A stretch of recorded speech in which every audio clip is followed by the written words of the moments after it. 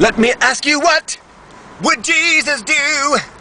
What would Jesus do? That's the question, because I was sitting there, you know, comfy, cozy, driving around in my automobile, you know, talking on the number, sitting there by the wheel, and I said, you know, what is, this guy walks up to me and says, could you give me a ride, buddy? A ride home?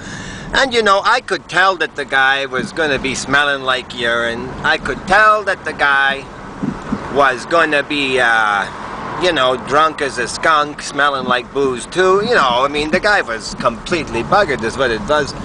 And I said, well, I looked at him and first impulse, I thought, you know what, I gotta go about 10 places in the next 5 seconds. Could I maybe pass on this, I thought? And then I thought, but would Jesus, and I thought, but would Jesus do? And I thought, well, he would give him a ride. That's one thing I noticed.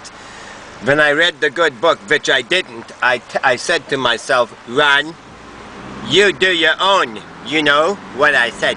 Anyway, I said, I gave him a ride, and sure as hell, I mean, I was going to ask him, are you dry? You know, meaning in the bum-bum, because I thought, what would Jesus do? And I thought to myself, I don't care if you're fat, sit down, take a leak right in my car, I don't care, I want you, I love you, I thought, in my heart, I thought, I love you. So I gave him a ride. He said he had staples just taken out of his head, a few things like that. I said, well, Jesus, what would Jesus do? So I gave him a ride. You know, he was, you know, relatively okay. He was talking all right, but it was like he smelled and he was in terrible shape. You know, his skin looked like, you know, it was filled with pus. You know what I mean? You could squeeze his face right out like a wringer dryer. You know what I mean? Anyway, I gave him a ride, and I thought, Ron, what would Jesus do? What would Jesus do? Thank you.